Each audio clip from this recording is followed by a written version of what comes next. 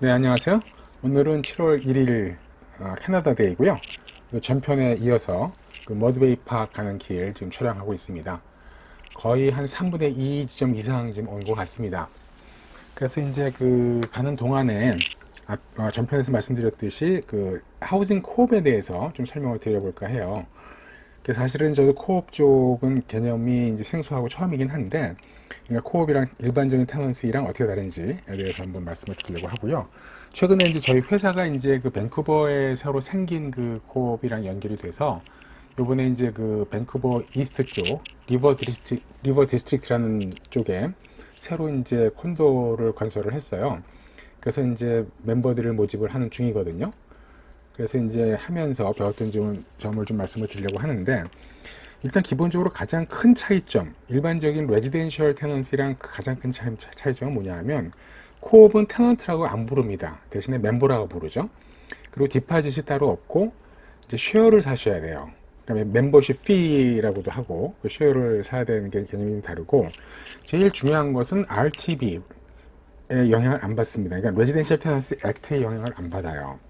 그러니까 그래서 이제 테넌트라고 부르지도 않고 렌트라고도 용어를 안 쓰고 대신에 하우징 차지라고 쓰더라고요. 용어들이 다 다릅니다. 같은 개념이지만. 그래서 어쨌든 그러니까 레지던셜 테넌시 액트의 어떤 그 주관을 받지 않기 때문에 어떻게 보면 좀 위험하다 그러면 위험할 수도 있어요. 왜냐면 테넌트로서의 어떤 권리가 랜드로드에 대해서 일단 그 제대로 프로텍트가 안 되거든요, 법적으로. 그래서 노티스 방식이라든지 이런 것들에 좀 차이가 많이 납니다. 그렇게 어떻게 보면 조금 그 랜드로드 쪽에 유리하고 일방적으로 될 수가 있죠. 대신에 장점이라고 하면은 일반 시장 마켓 프라이스보다는 좀 쌉니다. 얼마나 싸느냐는 이제 관건이긴 한데, 근데 대부분 이제 파킹이 없고요. 특히 밴쿠버 지역이니까. 또 이제 쉐어드 로운들입니다. 각 집마다 이제 그 세탁실이 있는 게 아니라 쉐어드 로운들이고, 이런 조금 그 불편한 점은 있는데, 대신에 어쨌든 렌트비는 많이 싸고, 또 일단은 뭐 나가란 얘기를 안 하니까 일단 한번 들어가면, 그리고 이제 모든 의사결정들이 다 이제 자체 멤버들, 입주민들 이렇게 모여서 이제 결정을 하고, 테넌트 심사하는 부분들도 이제 멤버들이, 물론 멤버들이 다 하는 건 아니고 이제 카운슬 조직을 만들어서 그쪽에서 이제 하고 하는 것들이 좀 다릅니다. 대신에 일단 들어가는 것들이 좀 까다로워요. 왜냐하면 일반 그 마켓 프라이스보다 싸기 때문에 경쟁률이 좀 치열하거든요. 그리고 특이한 게 여기에는 이제 소득에 대해서 미니멈 맥시멈 인컴 개념이 있더라고요. 그래서 그 소득 그 인컴 브래킷이라는 게 있어가지고 두 가지 개념을 혼용을 해서 씁니다. 하나는 HIL이라는 개념이고 또 하나는 LEM이라는 개념인데, 조금 생소한데, HIL은 이제 그 low end of 저기 housing income limit의 약자입니다. 그래서 이제 조금 저소득층을 대상으로 이제 적용을 하고요. LEM이라는 것은 Low End of Market의 약자인데, LEM 이건 약간 중산층을 대상으로 합니다. 그래서 특이하게도 같은 평형, 같은 그 방 개수의 유닛이라도 소득에 따라서 렌트비, 다시 말하면 하우징 차지가 금액이 조금씩 달라요. 거기에 조금 차이가 나고, 그래서 그래서 이제 그러니까 소득이 너무 낮아도 안 되고, 당연히. 또 더 중요한 것은 소득이 너무 높아도 안 됩니다. 그래서 그 미니맥스의 브레이크이 딱 있어서 거기에 소득이 그 들어가지 않으면 안 돼요. 물론 약간의 플렉서빌리티는 있습니다. 뭐 예를 들어서 지금 그 스튜디오나 원베드 같은 경우에는 HIL 기준으로 했을 때 약 4만 불 정도가 미니멈이거든요. 그다음 맥스가 한 6만 불에서 6만 5천 불 정도인데, 플러스 마이너스 한 5천 불 로우거나 5천 불 하이거나 하는 부분들은 억셉트를 하는 것 같더라고요. 그리고 이제 또 자기소개서도 조금 빵빵하게 써야 되고, 왜 내가 코업에서 뽑혀야 되는지, 내가 코업에 들어갔을 때 어떤 것들을 기여할 수 있는지, 뭐 이런 것들도 좀 잘 써야 되고요. 또 에셋에 대한 제한도 있습니다. 그래서 에셋도 30만 불, HIL은 30만 불, LEM은 50만 불 이하입니다. 그 뭐 에셋이라 하면 뭐 부동산도 있을 수 있지만은 뭐 인베스트먼트, 뭐 주식, 뭐 채권 이런 모든 것들이 다 되기 때문에 이런 것들이 또 너무 돈이 많아도 안 돼요. 너무 또 돈이 없어도 안 되지만. 그래서 어떻게 이 공동체 생활에서 자기가 잘 기여할 수 있고, 그 다른 멤버들과 잘 지낼 수 있는지, 이런 부분들에 대해서 이제 어필을 하는 것이 굉장히 중요하더라고요. 그리고 서류 심사도 좀 까다롭습니다. 뭐 하나라도 이제 미싱이 되거나 하면 다시 리젝트 시켜갖고서 이제 보완을 해야 되고, 그래서 이제 이유는 뭐냐 하면 지금 워낙 어플리컨트가 많으니까 코업에서 저희 이제 브로커리지 회사를 고용을 한 거예요. 그래서 이제 저희 에이전트들한테 이제 할당량을 주고 각각에 대해서 한번 쭉 심사를 하고 말하자면 코어디네이터인 거죠. 그래서 이제 어플리컨트 편에 서서 쭉 서류를 리뷰를 하고 서류에서 문제가 없으면 이제 레퍼런스 체크도 하고 레퍼런스 체크를 하면 이제 랜드로드 커런트 랜드로드에 대해서 이제 체크하고 그다음에 이제 지인 2명 이상에 대해서 이제 체크하고 이런 부분들까지 저희가 다 이제 레퍼런스 체크 레포트를 만들어서 올리면 최종 결정은 이제 코업에서 하는 거죠. 그래서 이제 스트라타랑 비슷한 어떠한 그 구성체도 있고 또 스트라타에서 말하는 바이로 비슷한 멤버 핸드북이라는 그런 것도 있고 다 유사하긴 한데 어쨌든 근본적으로 다른 부분은 레지덴셜 테넌시 액트가 적용이 안 받는다. 그래서 테넌트가 법적으로 보호받지는 못한다. 라는 부분이 조금 어려운 부분이고 그래서 매년 또 그 소득 심사를 합니다.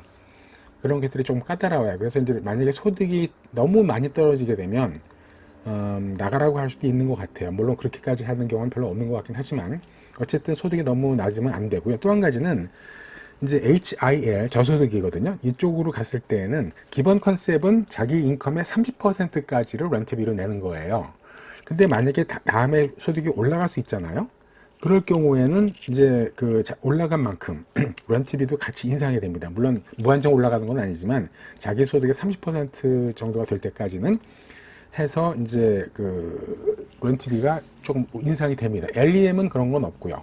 LEM은 그냥 1년에 한 번씩 이제 적정한 비율로 이제 렌트비를 인상을 하는데 물론 일반적인 테넌트 마켓 커머셜 마켓 렌트보다는 좀 더 싸긴 하지만 그런 정도 비율로 올라가는 거지만 HR은 특이하게도 소득이 증가되면은 자기 소득의 30%에 도달할 때까지 렌트비가 올라갈 수도 있다 라는 부분이 있고 또 만약에 소득이 떨어지게 되면은 매년 심사를 하기 때문에 또 박탈될 수도 있다. 뭐 이런 부분들이 조금 일반적인 레지던셜 그러니까 일반적인 테넌시랑 조금 다른 점이긴 합니다. 그래서 뭐 그냥 주먹구구로 간단하게 이제 하우징 코업의 개념과 일반적인 그냥 레지던셜 테넌시와의 차이점에 대해서 한번 설명을 드려봤습니다. 그래서 지금 그동안에 한 열 몇 개 정도 이제 어플리케이션을 받아가지고 지금 2건 올렸는데 아직 어프로브를 나지는 않았어요. 지금 계속 서류 보완 중입니다. 그래서 일단 여기까지 진행을 하고요. 네, 다음에 또 다른 주제로 말씀을 드리도록 하겠습니다. 이제 한 5km 정도 남은 거로 나옵니다. 도착 예정 시간은 3시 9분이고요. 지금 시간은 2시 55분입니다. 그래도 달리니까 바람이 많이 불어서 덥지는 않습니다. 전혀 덥지는 않고 뭐 지열도 뭐 이렇게 심하지는 않은 것 같고요. 단지 이제 낮바람이 조금 세찬 것 같긴 한데 그거 외에는 뭐 특별한 문제는 없고 배터리는 74%인가 정도 남아있는 것 같아서 뭐 완복하는 데는 전혀 문제 없을 것 같습니다. 약간 와인딩 되는 커브길이 나왔습니다. 약간 담아 볼게요. 지금 앞뒤로 뭐 아무도 없습니다.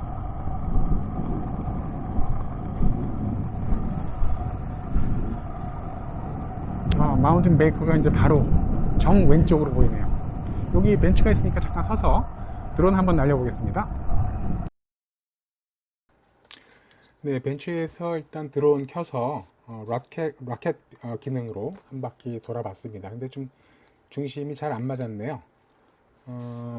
그리고 조금 뭐 별로 볼품은 없지만 그래도 기념으로 뭐 이렇게라도 안 하면은 제 푸티지가 잘 안 나오니까 한번 담아봤습니다. 네.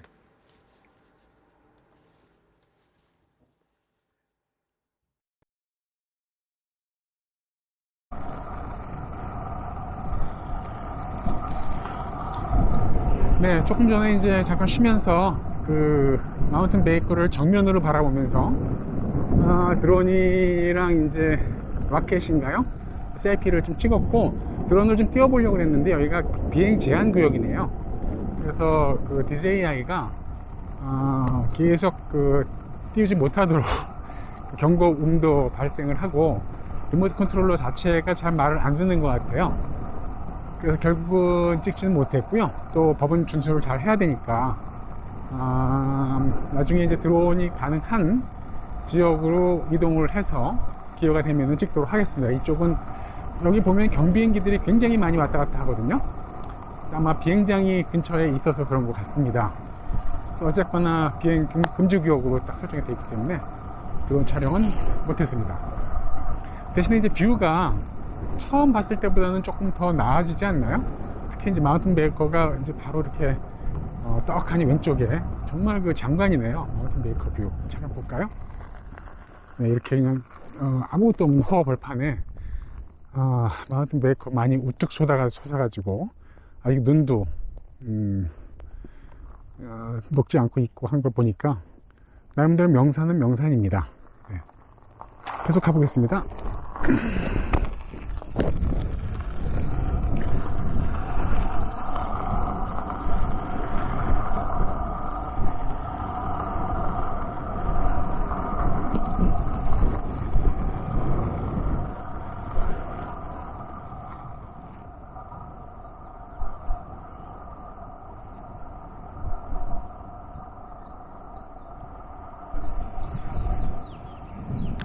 이제 거의 도착했습니다. 지금 그래도 스틸 3.2km를 더 가긴 해야 되는데 일단 트레일은 끝났고요. 여기서 우선 주택가인 것 같아요. 그래서 여기서 이제 조금 더 가면 이제 비치 해변 파크가 나오고요. 아마 거기 가면 또 사람들이 바글바글 하겠네요. 날씨도 좋고 오늘 또 휴일이기 때문에 지금 특히 이제 오후니까 사람들이 많이 있을 것 같긴 한데 어쨌든 한번 가보겠습니다. 가서 또 좀 담아보고 가는 길은 9분 남은 거로 나옵니다. 3km 남았고요.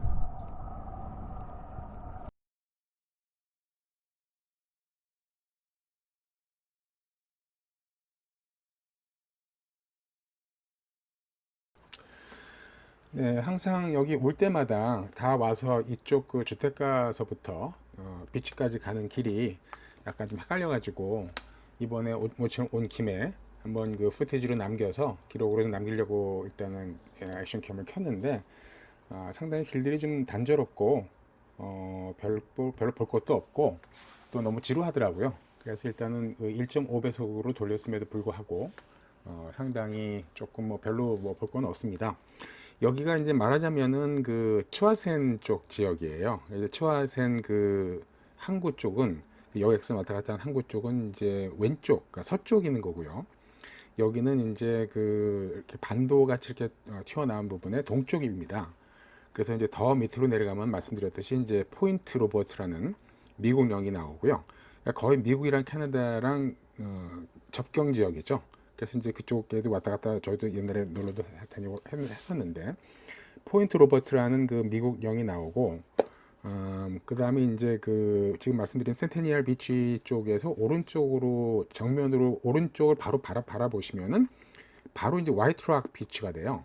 화이트락 비치랑 약간 비스듬하게 남쪽으로 블레인 또는 이제 그 더 내려가서 이제 벨링햄 또는 이제 마운틴 베이크 이렇게 이제 이런 쪽 뷰가 나오는 거죠. 그래서 여기는 츠와센 지역에서의 오른쪽 사이드라고 보시면 될 것 같습니다. 네, 일단 거의 다 말하는 동안에 도착한 것 같습니다.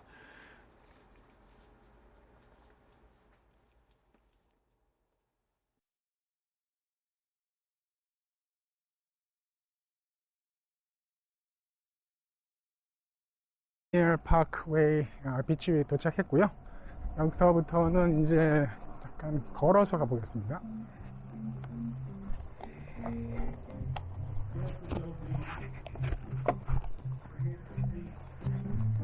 역시 사람들이 많네요. 뭐 바베큐도 하고 날씨가 좋으니까 이런 분위기입니다.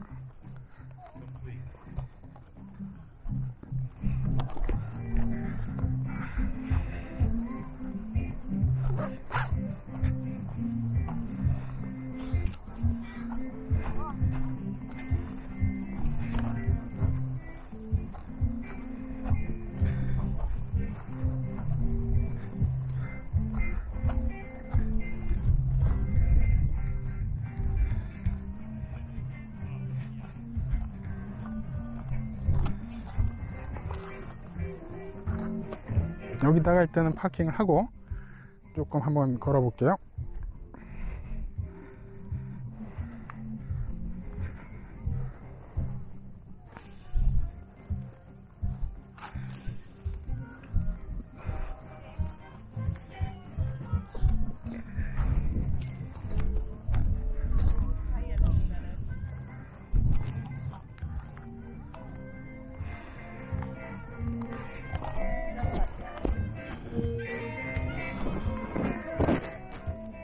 저 앞에 보이는 데 미국 땅인가 보네. 마운틴 베이커가 바로 앞에 보이는 거 보니까. 이 바다를 건너면은 워싱턴 주인 것 같습니다. 저 마운틴 베이커니까는요. 바로 지척이네요, 진짜.